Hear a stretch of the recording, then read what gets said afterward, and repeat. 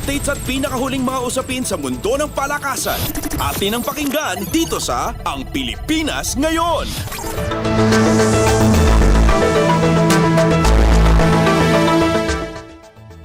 Pakay ng Phoenix Super LPG Fuel Masters at Magnolia Chicken Timplados ang agarang semis tickets sa nagpapatuloy na PBA Commissioner's Cup. Ito ay sa pamamagitan ng kani-kanilang quarterfinals matches kontra Meralco Bolts at TNT Tropang Giga ngayong Miyerkules. Unang sasalang sa court ang 4th seeder Phoenix kontra Bolts tangan ng twice to beat advantage, habang makakalaban naman ng number 1 team Magnolia ang Tropang Giga sa second game bit-bit ang kaparehong bonus ng Fuel Masters. Maalalang na selyuhan ng dalawang teams ang nasabing pribilehiyo mula sa magandang kartada sa mga nagdaang laban, kalakip pa ang one-win auto ticket sa semifinals. Samantala, nakaschedule naman sa Biyernes ang tangkang biyaheng semis ng number 2 San Miguel Beermen at ng defending champion at rank 3 Barangay Ginebra.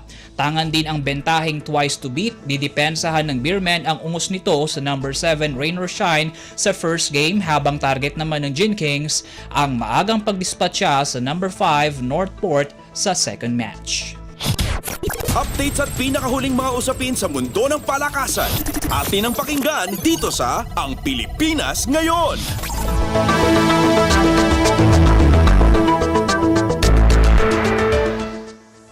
Sa basketball pa rin, nasilat ng Meralco Bolts ang kampyonato sa Leg 3 ng PBA 3x3 Season 3 Third Conference matapos na kuryentehin ang Tropang Triple Giga gamit ang 19-18 na score. Tangan ang 12 puntos at 5 rebounds, ipinoste ni point guard Jeff Manday ang bandera ng Bolts para makuha ang ikalawang leg title ng team. Unang nakuha ng Meralco ang titulo ng Leg 1 ng conference mula sa panalo nila kontra MCFA Solver Tech Central gamit ang 15-13 win.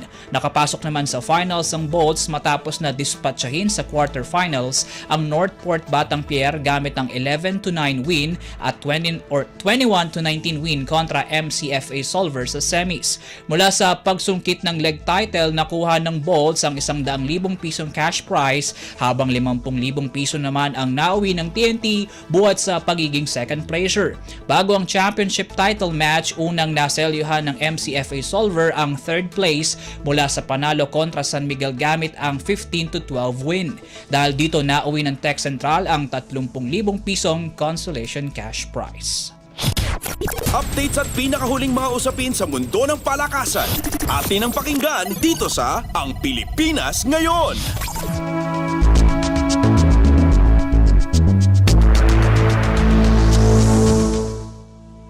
Patuloy pa rin sa paghahanap ng magiging head mentor ng Gilas Pilipinas ang Samahang Basketball ng Pilipinas o SBP, isang buwan bago ang pagbubukas ng FIBA Asia Cup Qualifiers 2025. Ayon kay SBP President Al Panlilio, gusto nilang makakita kaagad ng bagong head coach para manduhan ang national team na sasabak sa first window ng torneo sa susunod na buwan. Nakaschedule sa Pebrero 24 ang unang sigwada ng qualifying tournament kung saan makakasagupan ng Pilipinas sa Group B ang New Zealand, Chinese Taipei at Hong Kong. Susundan naman ito ng second at third windows sa Nobyembre at Pebrero ng susunod na taon. Samantala, bukod sa coaching staff, patuloy rin ang pakikipagpulong ng SBP sa iba't ibang teams upang mabuo ang Gilas lineup na isasalang sa torneo. Updates at pinakahuling mga usapin sa mundo ng palakasan. Atin ang pakinggan dito sa Ang Pilipinas Ngayon.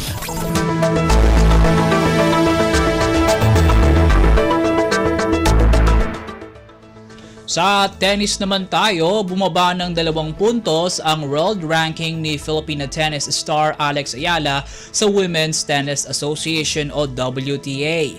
Sa pinakahuling ranking ng WTA, bumaba ng 187 mula sa dating 185 ang ranggo ni Ayala buhat sa pagkabigo nitong makausad sa unang round ng qualifier sa 2024 Australian Open sa Melbourne nitong nakalipas na linggo. Nakaapekto rin sa ranking ang bigo Digong Abante ng 18-year-old athlete sa Canberra Workday International Tourney mula sa na-absorb nitong first round loss kay Celine Naef ng Switzerland. Kasalukuyang namamahinga sa bansa ang two-time Asian Games bronze medalist na si Ayala bago lumipad pa India para sa mga lalahukan nitong torneo. Updates at pinakahuling mga usapin sa mundo ng palakasan. Atin ang pakinggan dito sa Ang Pilipinas Ngayon.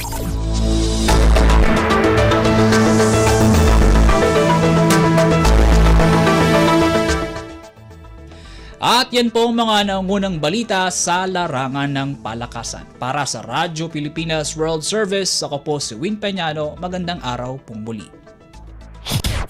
Updates at pinakahuling mga usapin sa mundo ng palakasan. Atin ang pakinggan dito sa Ang Pilipinas Ngayon.